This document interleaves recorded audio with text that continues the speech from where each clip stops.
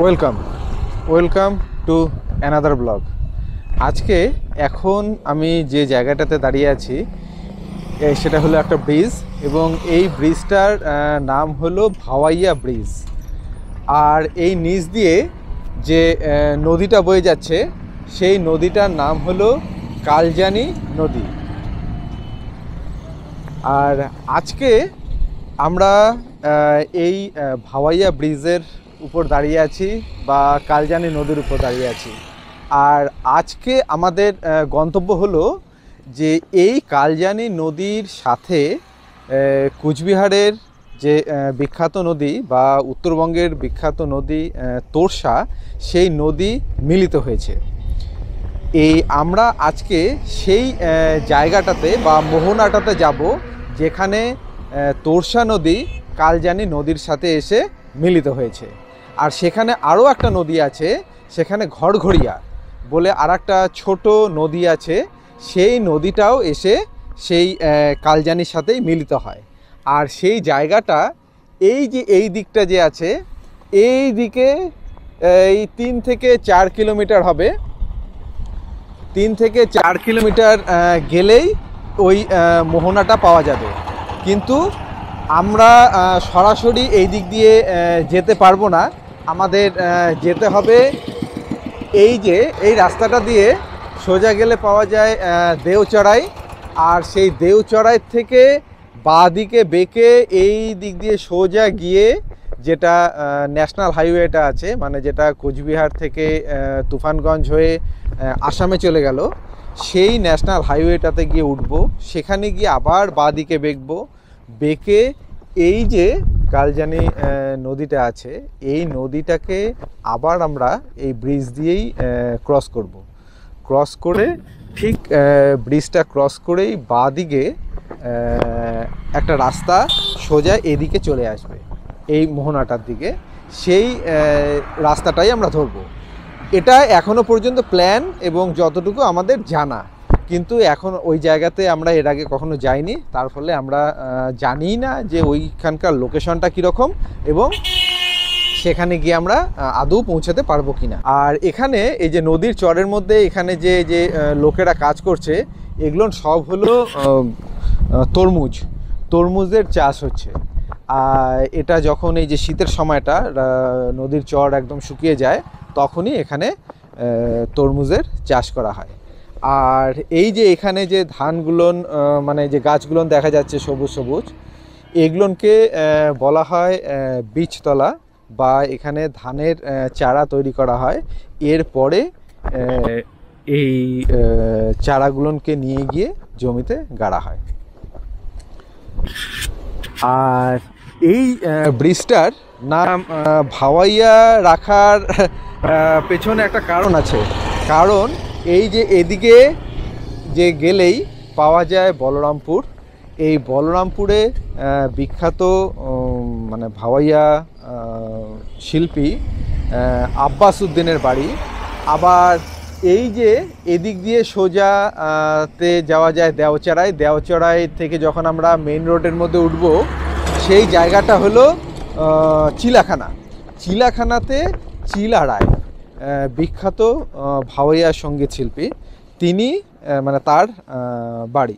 তাহলে এই জায়গাটা ভাওয়াইয়া সঙ্গীতের ক্ষেত্রে একদম মানে সেটা কোর জায়গা বলে না, সেই রকম জায়গা। তা সেই জন্যই এই ব্রিজটার নাম দেওয়া হয়েছে ভাওয়াইয়া ব্রিজ। তাহলে এরপর আমরা এখান থেকে সোজা যাব সেই দেওচড়াই মোড় হয়ে মেন রোডটাতে।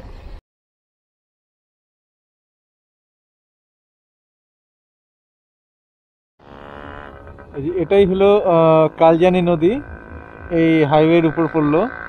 এই নদীটাকে ক্রস করেই এই যে ওটা হলো রেল ব্রিজ, আর এটা হলো সড়ক ব্রিজ। আর এটাকে ক্রস করেই এই সামনের দিকে গিয়ে আমাদের বাঁ দিক দিয়ে এই দিক দিয়ে সোজা ঢুকতে হবে। তা এই হলো সেই কালজানি নদী, যার ব্রিজ একটু আগে আমরা ক্রস করে আসলাম। এই যে পেছনে আছে কাবেরী, আর সামনে কৌশিক আর ভাই। এখন দেখি সামনের দিকে গিয়ে বাঁ দিকে। আমরা এখন এই ঘরঘরিয়া নদী আর হলো কালজানি নদীর সঙ্গম স্থলে এসে পৌঁছে গেছি। আমরা আসলাম এই রাস্তাটা দিয়ে। এই রাস্তাটা দিয়ে আসার পর এই যে এই ভুট্টা ক্ষেতটার ওপাশে যে নদীটা আছে সেটা হলো ঘরঘরিয়া নদী। আর এই যে এই নদীটা আছে এই নদীটা হলো কালজানি নদী। আর এর ওই দিকটাতে এই মাঝখানের অল্প একটু ভুট্টা ক্ষেত বা ক্ষেতগুলো আছে, তার ওপাশে তোরসা নদী এসে এই কালজানি নদীর সাথে মিশছে। তা এখন আমরা এই ভুট্টা ক্ষেতের পাশ দিয়ে গিয়ে একটু দেখি যে সেই ওই মোহনাটা মানে ঘরঘরিয়া নদীর মোহনাতে অবধি যাওয়া যায় কিনা। আর এই যে কাবেরী ম্যাডাম এখানে বসে প্রকৃতির শোভা নিচ্ছে, আর হাতের মধ্যে কুল। এই কুল এখনো পাকে নাই, সেই কুল ও এখন খাচ্ছে। এই যে সেই কুল গাছ, এই নদীর চরে এরকম করে প্রচুর কুল গাছ দেখতে পাওয়া যায়। এই যে এই ছোট কুলটা, আর এই কুলটা এই যে পাকার সময় হয়ে গেছে, এই জানুয়ারি মাসেই মোটামুটি এগুলো সব পেকে যাবে। আর এই যে নদীটা কি দারুণ, এটা হলো কালজানি নদী। এই কালজানি নদী এটা ভুটান থেকে এসছে। ভুটান থেকে এসে এই কালজানি নদী এই কুচবিহারের ডিস্ট্রিক্টের উপর দিয়ে গিয়ে বাংলাদেশে প্রবেশ করেছে। বাংলাদেশে এটা ব্রহ্মপুত্র নদীর সাথে মিলিত হয়েছে এবং পরে সেটা আবার পদ্মা নদীতে গিয়ে মিশেছে। তা এই হলো কালজানি নদী। আর এই হলো ভুট্টা ক্ষেত।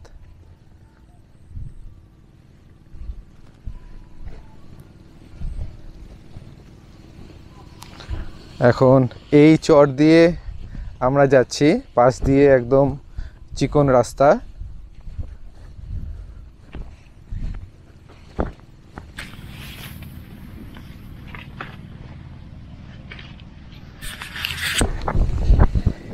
এখানে আসলে একদম যেটা প্রকৃতি বা নেচারের যে ব্যাপারগুলো থাকে সেটা, এখানে কোনো রাস্তা নেই। নদীর চর প্রতিবার ভাঙে, এই যে নদীর চর প্রতিবার ভাঙে, আর প্রতিবার এর যে জমি, যার জমি তার জমি অল্প অল্প করে নদীর মানে গর্ভে বলে বা নদীর মধ্যে চলে যেতে থাকে। আর এর পাশ দিয়েই এরকম করে সব রাস্তাগুলো চলে।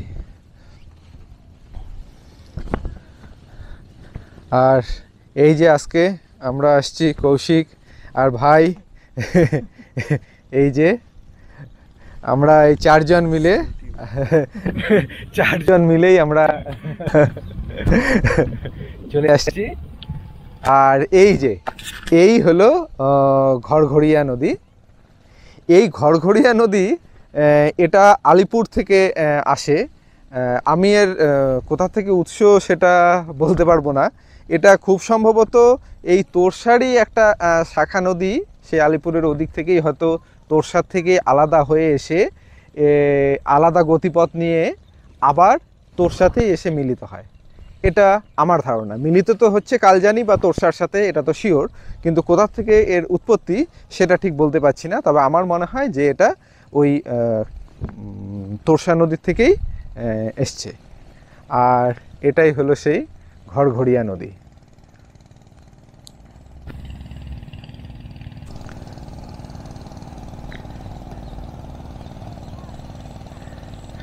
আর এই হলো মোহনা।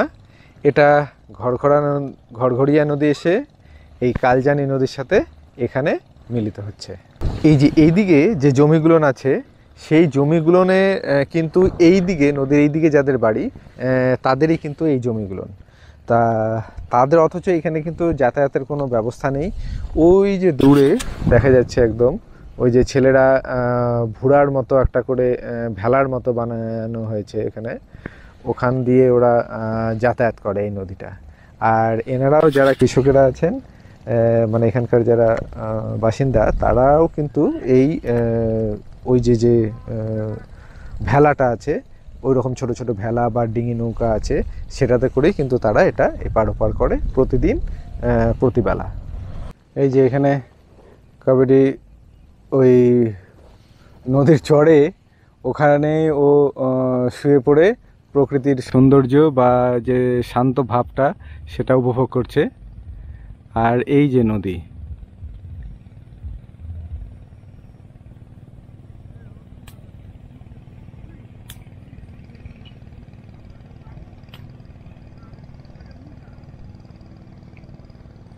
এখানে কালজানি নদীটা যে আছে তার কিন্তু স্রোত আছে। এই নদীটা স্রোত বেশ ভালোই স্রোত আছে, কিন্তু এর পাশেই যে এই যে ঘরঘরিয়া নদী, এটাকে একদম শান্ত মনে হচ্ছে। মানে জলগুলোন আমরা চোখে দেখে যতটুকু মনে হচ্ছে সেটা স্থির, এখানে অতটা স্রোত নেই। এই যে ভাই এখানে ও কি বলবে এটাকে, এটাকে নৌকা বা কিছু একটা ভাসবে আর কি। হ্যাঁ, এটাও এখানেই যে পাটকাঠি বা শিন্ডা বলে আর যে পাট পড়ে আছে সেখান থেকে ও একটা নৌকা বা ভুড়া মানে কিছু একটা বানাচ্ছে।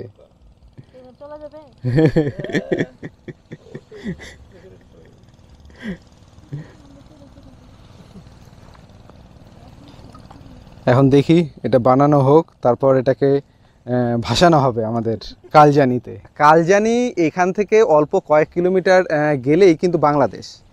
এটা বাংলাদেশে প্রবেশ করেছে। এর আগে যে ভাওয়াইয়া ব্রিজে আমরা দাঁড়িয়েছিলাম সেখান থেকে অল্প কয়েক কিলোমিটার ওদিকটাতেই এই নদী বাংলাদেশে প্রবেশ করেছে। বাংলাদেশেও এটা কালজানি নাম আছে। আর তারপরে সেটাকে ওই কালজানিও বলে, আবার শিলতোরসাও বলে। সেটা গিয়ে ব্রহ্মপুত্রের সাথে মিলিত হয়েছে, তারপরে আবার সেই ব্রহ্মপুত্র পদ্মার সাথে মিলিত হয়েছে।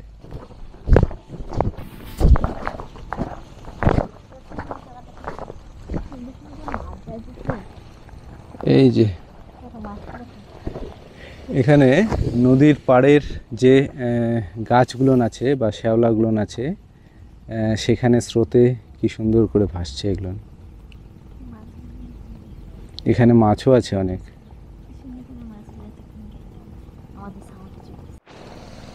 এই যে ভাইয়ের নৌকা এখন তৈরি, এখন এটাকে ভাসানো হবে। এটা যে ও কি বানালো এতক্ষণ ধরে, ও কিন্তু সব এখানে যেগুলো পড়ে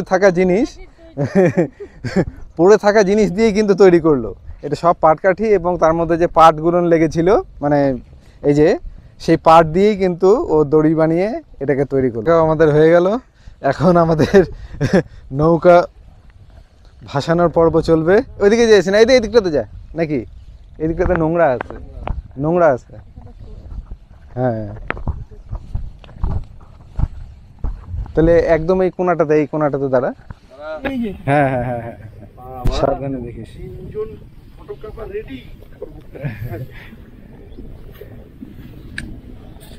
দাদা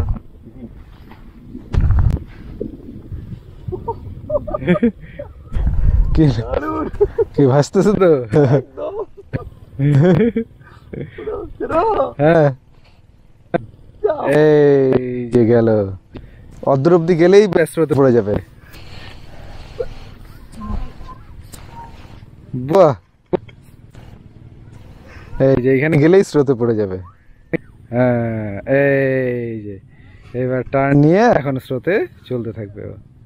বাহ, দারুণ। বাহ, আমাদের এই নৌকা এখন বাংলাদেশে প্রবেশ করবে। ও এখন এক দেশ থেকে অন্য দেশে, তারপর হয়তো সমুদ্রে বঙ্গোপসাগরে গিয়ে পৌঁছে যাবে। সত্যি দারুণ, খুব সুন্দর। আমরা এর সব সাক্ষী হয়ে থাকলাম।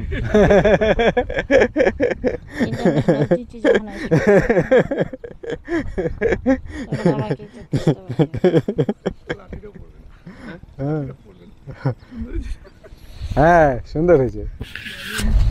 যাক, এখনো ঘরঘরিয়া নদীর মোহনায় চলে গেছে। হ্যাঁ, এখনো চলতে থাকবে না।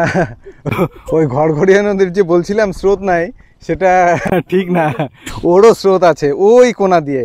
আমরা যে দিকটাতে দাঁড়িয়ে আছি এই দিকে ওর কোনো স্রোত নেই, কিন্তু ওই যে উল্টা দিকে ওর কিন্তু একদম কোণা দিয়ে বেশ ভালো স্রোত আছে, মানে একই রকম এই নদীর যেরকম স্রোত ওই রকম স্রোতই আছে। ও এখন চলতে থাকলো আর আমরাও এখন এখান থেকে আস্তে আস্তে বিদায় নিয়ে দেখি ওই দিকের যে ব্রিজটা আছে সেটা ক্রস করে আমরা ওই দিকটাতে যেতে পারি কিনা। এখন এখান থেকে আমরা বের হয়ে যাচ্ছি সেই নদীর পাড় দিয়েই।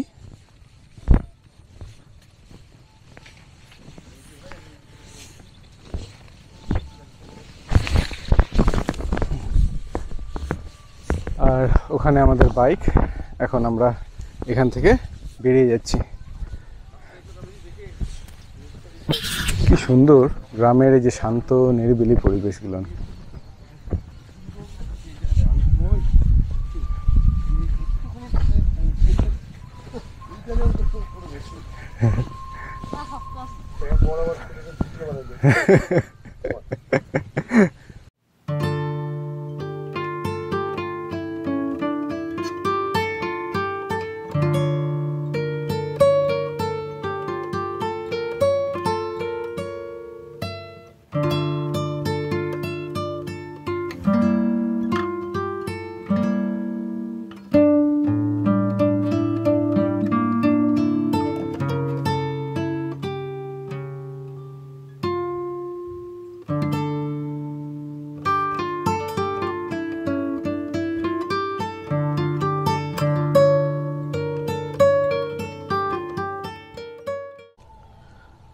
অবশেষে আমরা সেই তোরসা নদী আর কালজানি নদীর সঙ্গমস্থলে এসে উপস্থিত হলাম।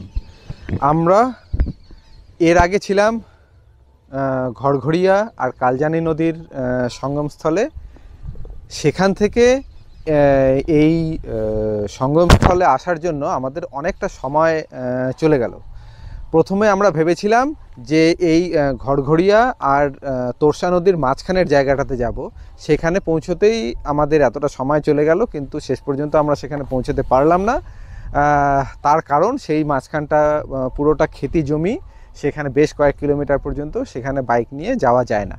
আর ওখানে ওই যে ঘরঘড়িয়ার পাশে যেটা দেখালাম যে ভুড়ার বা ওখানে যে ভেলা বলে, সেই ভেলাতে করে যাওয়া যেত, কিন্তু সেটাতে সাহস হলো না। সেই জন্য না গিয়ে আমরা কি করলাম, ঠিক তার উল্টো দিকের জায়গাটাতে চলে আসলাম।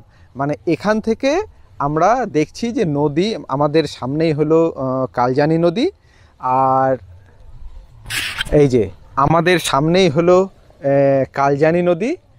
আর কালজানি নদীর ওপারে এই যে নদীটা দেখা যাচ্ছে, এটাই হলো তোরসা নদী বা শিলতোরসা নদী, যা কালজানি নদীর সাথে এখানে এসে মিলিত হয়েছে। আর এই নদীটার এই জায়গাটায় একটা মোহনা বা বদ্বীপের মতো হয়ে গেছে। এর ফলে এই তোরসা নদী ওই দিকটাতে এই মাঝখানের যে চরটা আছে, চরের ওই দিক দিয়ে এসেও মিলিত হয়েছে, আবার চরের এই দিক দিয়ে এসেও মিলিত হয়েছে। আর কালজানি নদীটা গেছে এই দিকে, এই যে ছোট যে নৌকাটা যাচ্ছে এই দিক দিয়ে কালজানি নদী গেছে। মানে কালজানি নদী এই পাড় দিয়ে চলে আসছে, আর ওই দিক থেকে তোরসা নদী এসে এখানে মিলিত হয়েছে। আর আমরা এর আগে এসেছিলাম মানে যে ঘরঘড়িয়া নদী, সেটা আরও এই দিক দিয়ে বেশ কিছুটা উজানের ওই দিকটাতে আছে, এই অল্প কিছু কিলোমিটার, মানে অল্প কিছুটা দূরে। তা সেখানেই আমরা এতক্ষণ তো ছিলাম। আর তারপর আমরা এই জায়গাটাতে আসলাম। এই জায়গাটাতে এখন যে সময়টাতে আসলাম, দারুণ সময়টা। এটা এখন এই যে ঠিক আমার পেছনেই সূর্য অস্ত যাচ্ছে, আর তার এপারে আমরা দাঁড়িয়ে আছি। সূর্যের আলো সেই নদীর উপর এসে পড়ছে। কি নৌকাতে কোথায় নিয়ে যাবে? হ্যাঁ, কোন চড়ে? না, কোথায় যাবেন? ও না, যদি ওই চড়ে যায়, ওই চড়ে কি যান আপনারা? না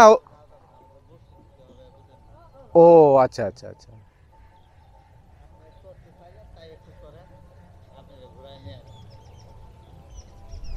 পারবা?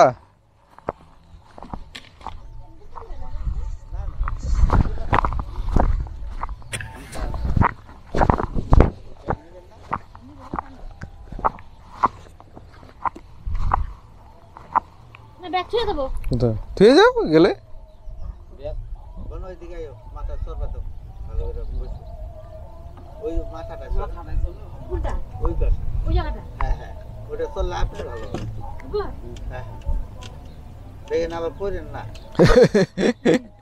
বসে যাও বসে যাও, বসে পড়ো বসে পড়ো। হ্যাঁ আর একটু আগে আসলে ভালো হতো, তাহলে ওই চরের মধ্যে যদি আমাদেরকে নামাই দিয়ে একটু আসতেন, ওখানে একটু হাঁটাহাঁটি করে আসতে পারতাম আমরা।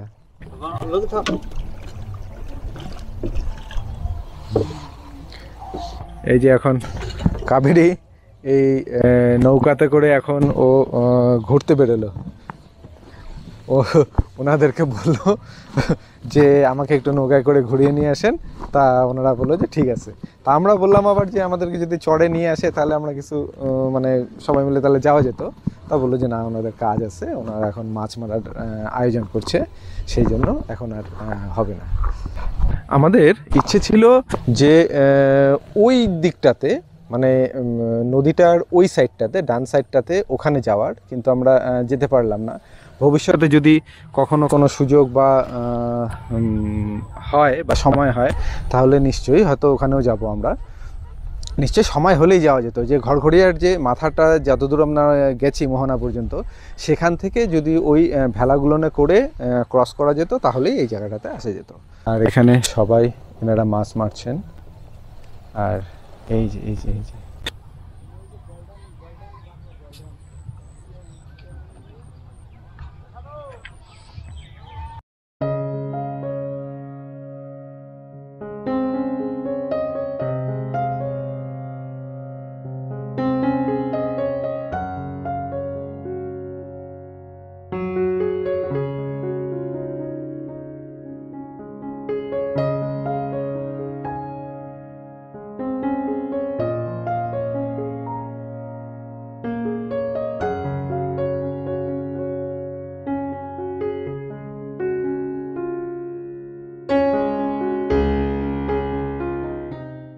কাবেরী নৌকাতে করে ঘুরছে, ওকে একটা চক্কর ঘুরিয়ে নিয়ে আবার হয়তো এদিকে নিয়ে আসছে, নয়তো ওদিকেই হয়তো নিয়ে যাচ্ছে, নিয়ে গিয়ে কোনো একটা পাড়ে হয়তো নামিয়ে দেবে।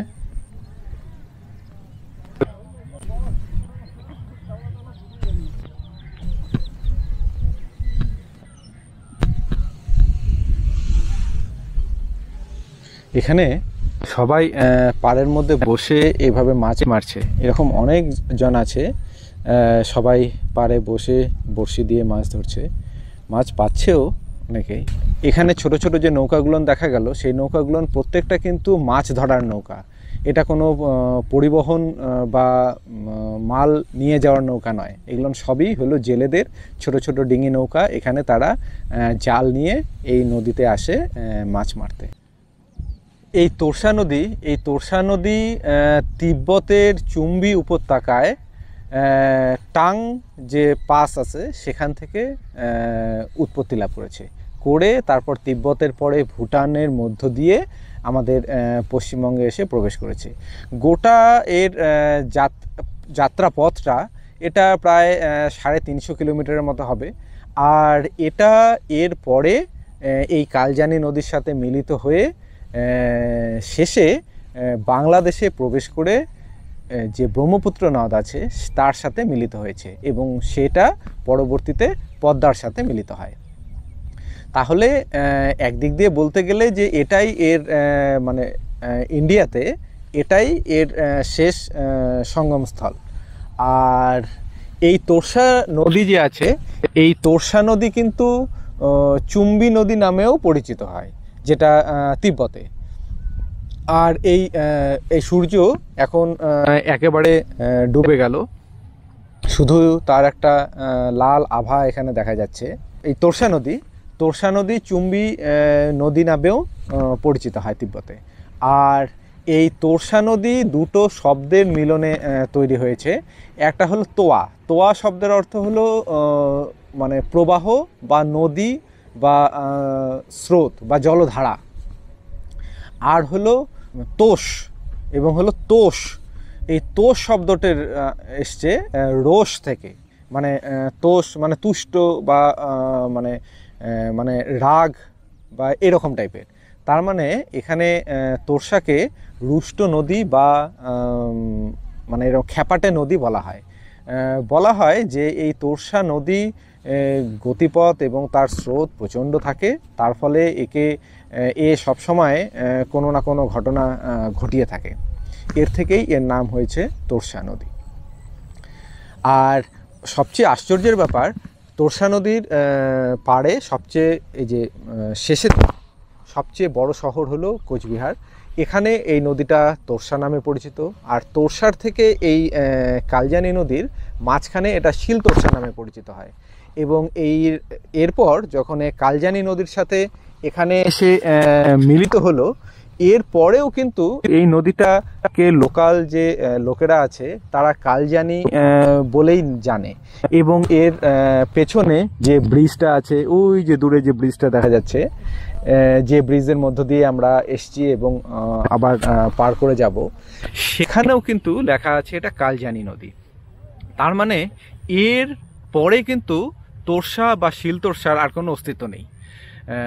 অথচ মানে ব্রড প্রসপেক্টাসে বা বড় বড় সব নথিগুলো আছে, সেখানে এটাকে বলা হয় যে তোর্সা এই দিক দিয়ে গেছে।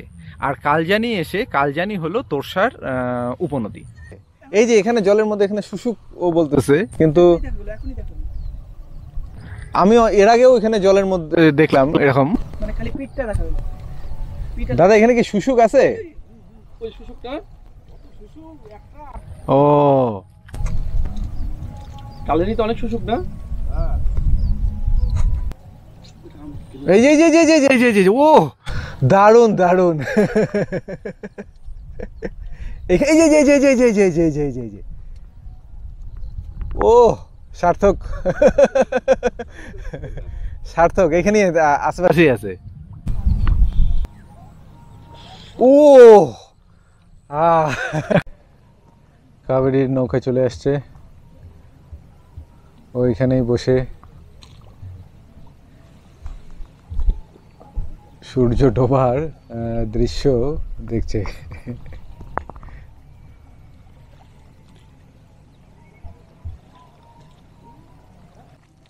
আমাদের এখানে এখন খাওয়া দাওয়া চলছে, ওই দোকান থেকে, এখানকার দোকান থেকে যত রকমের আইটেম আছে সেগুলো সবগুলো একটা একটা করে নিয়ে আসা হয়েছে, নিয়ে এসে একদম জগা খিচুড়ি অবস্থাতে খাওয়া হচ্ছে এখন।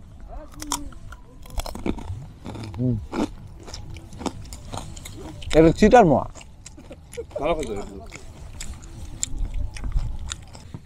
কি শেষমেশ তোমাকে নামাই দিছে?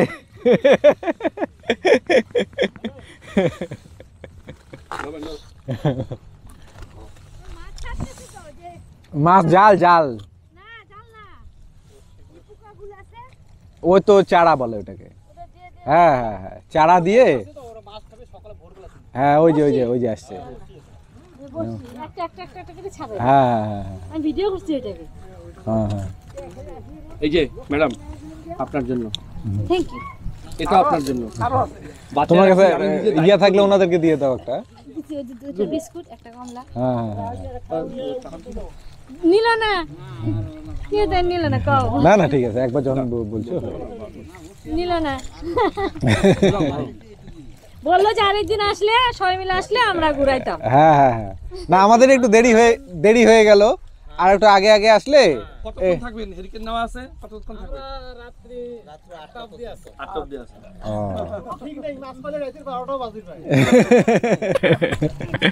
জোসনা রাত না। হ্যাঁ জোসনা উঠাবে যাবো আবার। হ্যাঁ ঠিক আছে, ভালো লাগলো।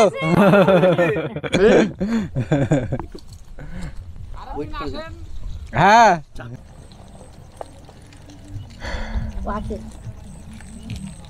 এখন তোরসার পাড়ে আমরা সবাই বসে এই সন্ধ্যাটা উপভোগ করছি, আর সমানে চলছে সেই অদ্ভুত সব খাবার। আর এদিক দিয়ে সূর্য অস্ত চলে গেছে, এখন সন্ধ্যা হয়ে গেছে, কিন্তু এখানে এখনও আলো আছে, সেই জন্যই আমরা এখনও এখানে বসে আছি। আর এই পাড়ের থেকে এই সূর্য অস্ত যাবার পরেই সন্ধ্যাতে আজকের আমাদের এই ব্লগ এখানেই শেষ করছি। দেখা হবে নেক্সট ব্লগে, ততক্ষণের জন্য টাটা। এই বিদায় বেলাকেও বিদায় জানাতে পারলাম না। আমরা বসে থাকলাম একা এই কালজানির তীরে। সূর্য অস্ত গেছে অনেকক্ষণ হলো, কিন্তু তার আলো এখনো আকাশ, বাতাস, জল চারিদিকে ছড়িয়ে রয়েছে। আমরা বসে থাকলাম একা এই কালজানির তীরে। এতক্ষণ যারা এই নদীর তীরে ছিপ দিয়ে মাছ ধরছিল, একে একে তারা সবাই চলে গেল। আমরা বসে থাকলাম একা এই কালজানির তীরে। যে মাঝি এতক্ষণ ডিঙি নৌকা নিয়ে মাছ ধরছিল এই গোটা নদী জুড়ে, সেও দিনের শেষে নৌকা নিয়ে বাড়ি ফিরছে। আমরা বসে থাকলাম একা এই কালজানির তীরে। চারিদিক নিস্তব্ধ, শুধু নদীর স্রোতের শব্দ আর মাঝির বৈঠা বওয়ার শব্দ। আমরা বসে থাকলাম একা এই কালজানির তীরে। পশ্চিম দিগন্ত বাদে চারিদিকে আধার ঘনিয়ে আসছে। হালকা ঠান্ডা বাতাস বইছে চারিদিকে, কোথাও কোনো শব্দ নেই। আমরা বসে থাকলাম একা এই কালজানির তীরে। এই গোধূলির শেষের আলোর দিকে তাকিয়ে থাকতে থাকতে কখন যে আমরা নিশ্চুপ হয়ে গেলাম, আমরা নিজেরাও জানি না। কেউ কোনো কথা না বলে তাকিয়ে থাকলাম অপলক নয়নে। এরই মাঝে চারিদিকে আধার ঘনিয়ে এলো। আমরা বসে থাকলাম কালজানির তীরে একা।